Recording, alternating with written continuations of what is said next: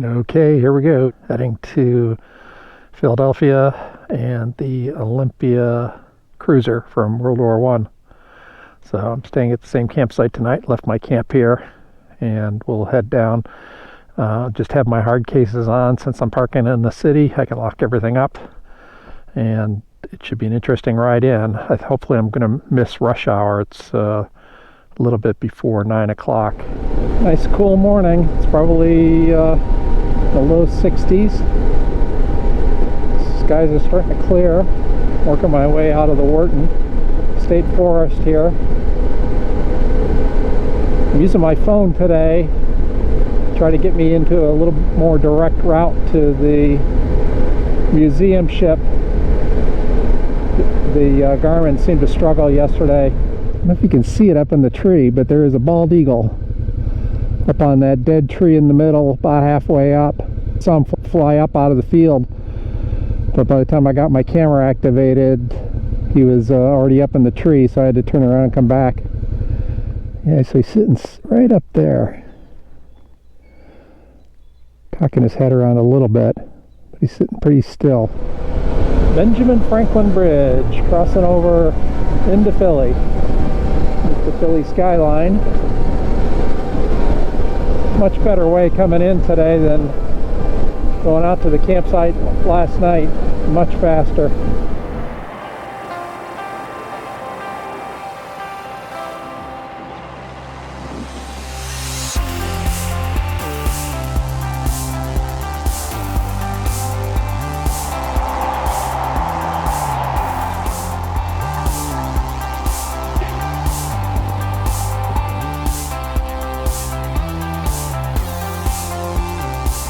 This is the Becuna.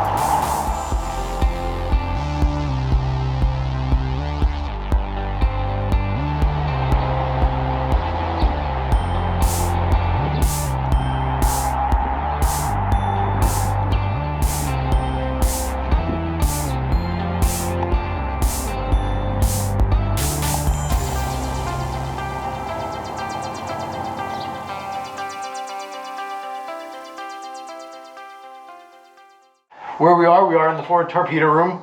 So we have our 6 torpedo tubes. It has its own private stateroom, a bit of an understatement.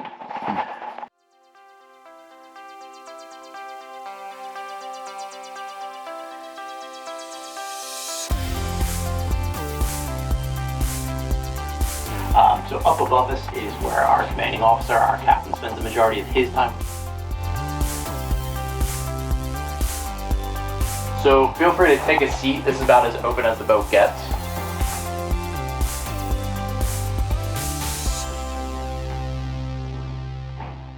They are diesel engines. Everything here is General Motors.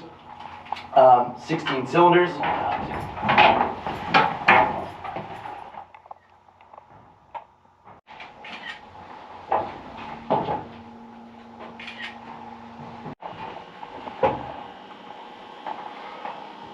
Over there, underneath that bunk, is original to the Becuna as well.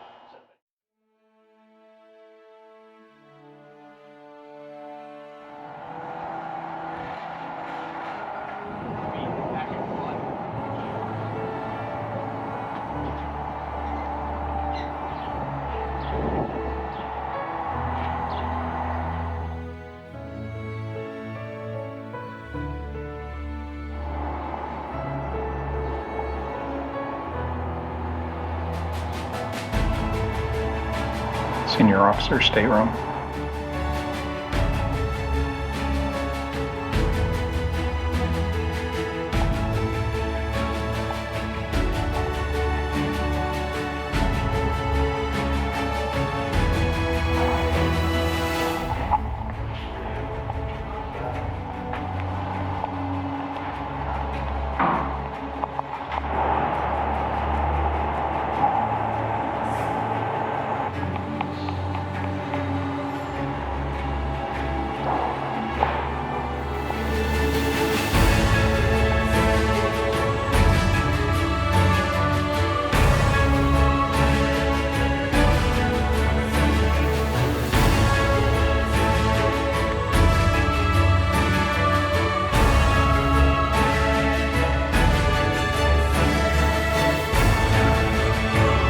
mast chute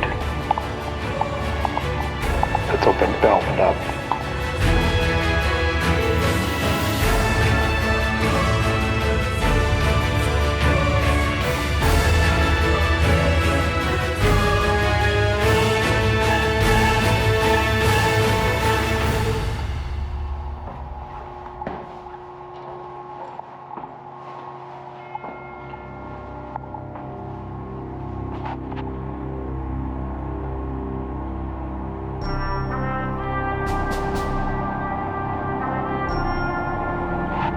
The galley.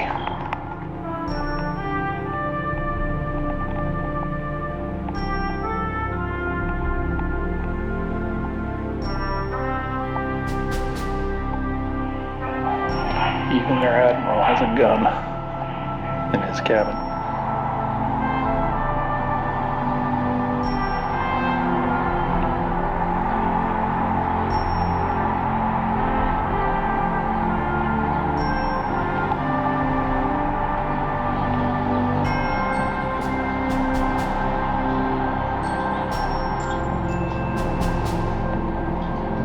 This is where the casket for the first soldier in the Tomb of the Unknowns, located now in Washington, D.C., was carried from Europe to the United States aboard USS Olympia. Looking down at the Becuna.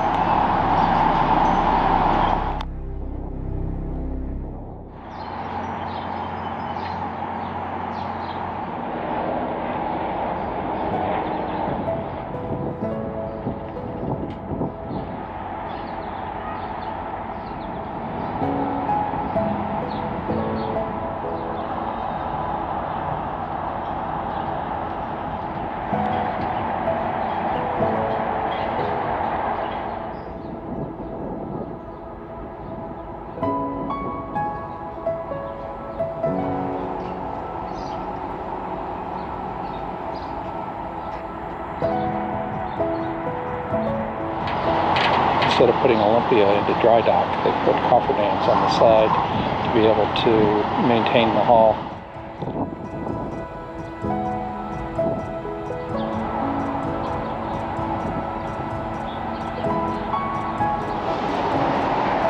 Heading into the top fringe of Philly to see if I can get myself a cheesesteak.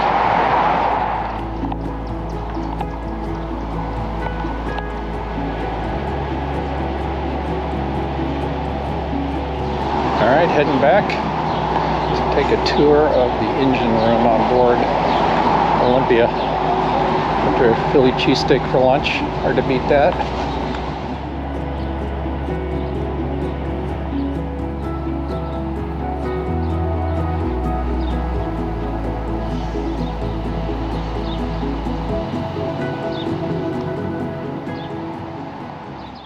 Just shy of 22 knots.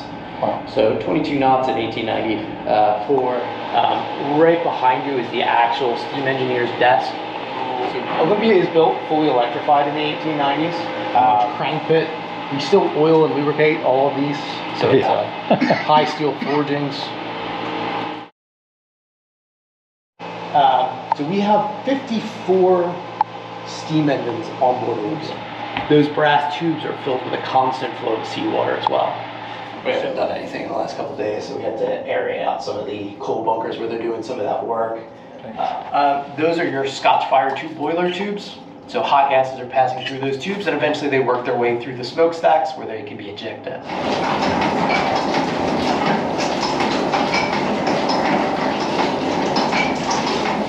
That was pretty cool.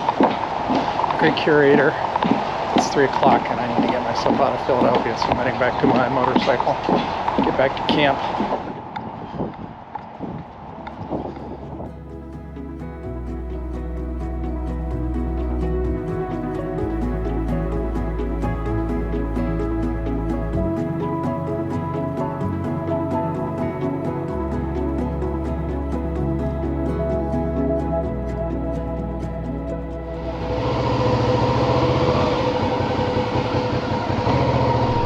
Good morning, it's day number 4. It's a Wednesday morning. Very nice quiet camp last night. The temperatures are supposed to get up near 80 degrees today. sun's already out, and it was in the low 40s last night, but it's already warming up to near 60 right now, so should be a nice ride. Not a terribly long ride this morning. Heading to a state historic park where George Washington made his crossing of the Delaware. So that's about an hour away. I'll spend, I don't know, an hour or two there, I suppose. It's supposed to be a very nice park. And then I'm going to head north up into Pennsylvania for the evening.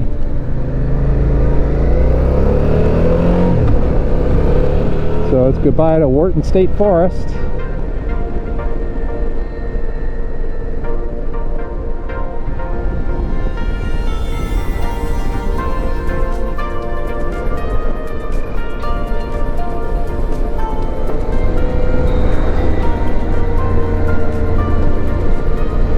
Pretty little ride.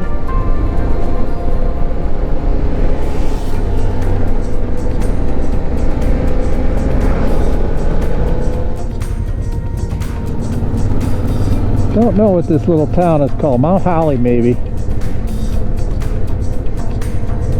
Pretty little town.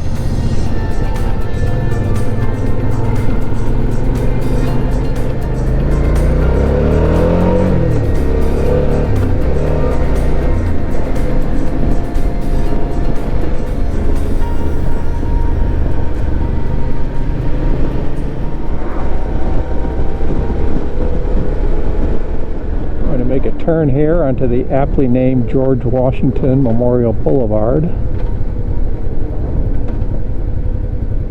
and I'm very close to the park.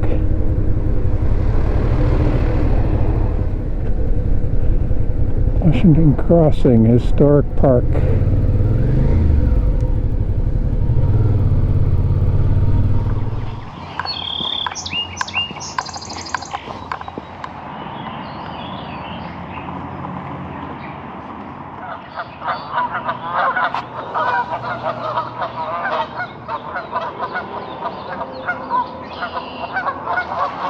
So this is a historic spot where George Washington crossed the river, made his famous attack on Trenton. A little narrower than I thought it would be. Actually thought the river would be wider here, but it's pretty cool. It's the visitor center. I'll go in here in a minute.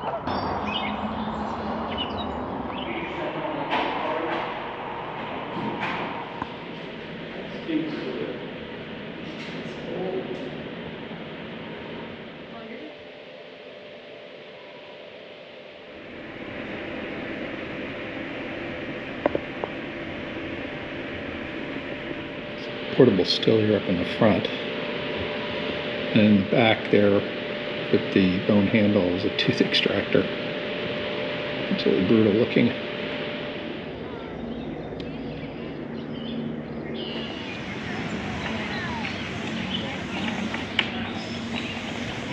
This is the Hibbs house, located just adjacent to the visitor center. There's a little village here.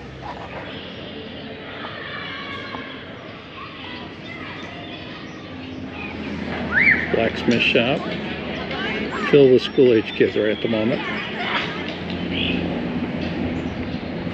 These houses were built after Revolutionary War, 1817 Malin K. Taylor House. So here's a map of the park.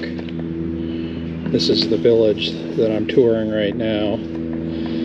This is the Delaware River, separates New Jersey from Pennsylvania. And down Route 32, 3.4 miles away, the second part of the park is where I'll visit in a short bit.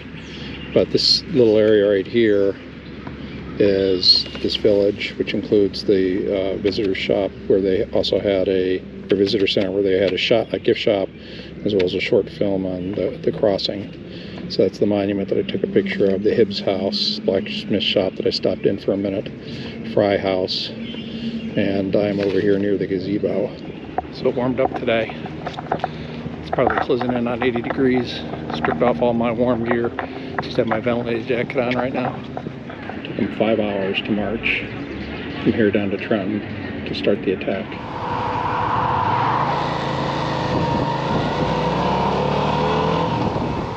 Now we're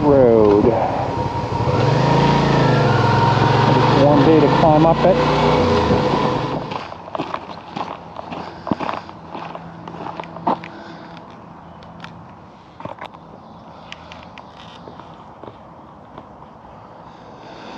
Well, made it to the top. There's the Delaware River and the park across the street that hopefully I can visit. It's kind of hazy out. Definitely warm though, upper 70s, low 80s. I'm gonna head across the street once I get down off this hill.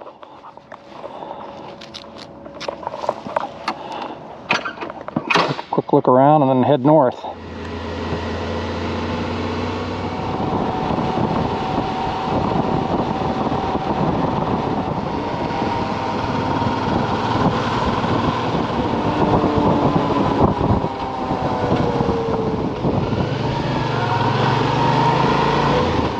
Delaware Canal. 60-mile long, 40-foot wide Delaware Canal began in 1827. Took 5 years to make. This is the grave site of Revolutionary War soldiers that died in this area back in 1776, I believe. Given that we're coming up on Memorial Day, these are all Continental soldiers that died in December 1776. They're all listed as unknown. How sad is that?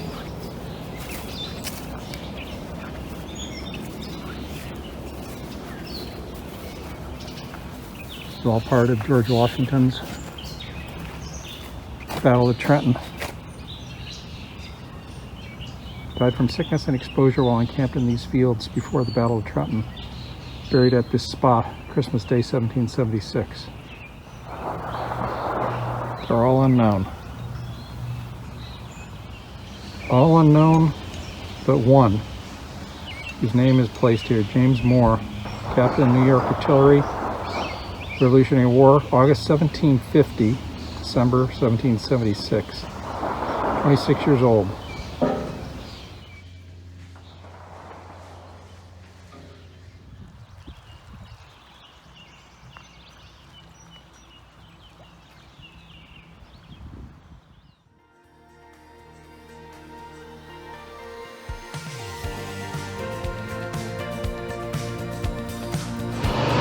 A little town, New Hope.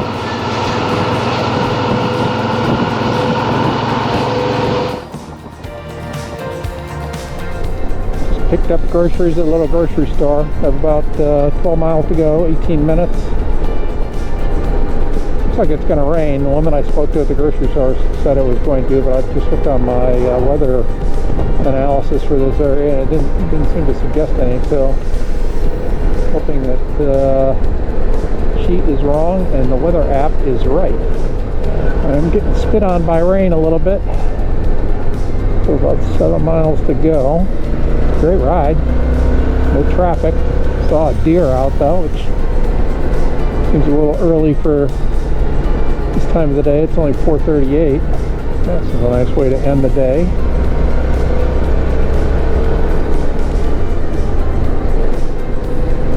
Just saw my second deer. Now got me a little bit gun shy. Still have 4 miles to go. He was standing right on the shoulder. I didn't see him and he wasn't moving. Facing me on my side of the road on the shoulder. And he didn't move at all when I went by. I saw him right before I passed him and slowed way down in case he decided to leap in front. Temperatures have dropped about 14-15 degrees Fahrenheit over the last hour and a half. It's now in the upper 60s, and without the sun, and I still have my ventilated jacket on without any liner, it's getting a little chilly. Promised Land State Park.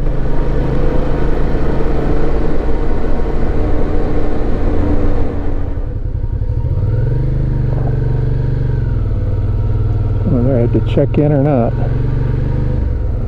The sign said minimal winter maintenance. which I presume means plowing.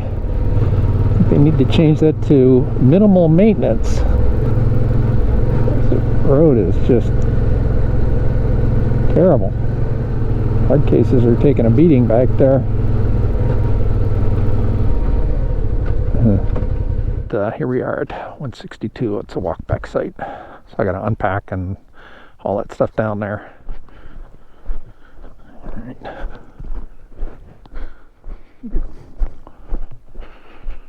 Here we go.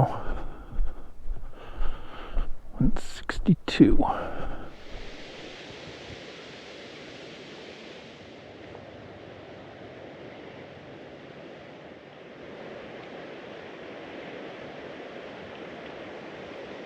This is the Promised Land Lake and the state park. So I'm here on Pickerel Point, and I'm on the eastern shore, probably in the lower third of the point.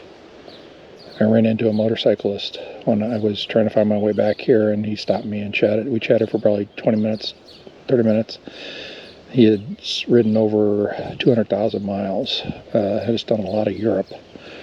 So, unlike where I've done a lot of the United States, he's done quite a bit of Europe. In fact, he's got another trip planned there in the near future, and he rides 2 up with his wife. So I don't think he camps. I think they stay in hotels.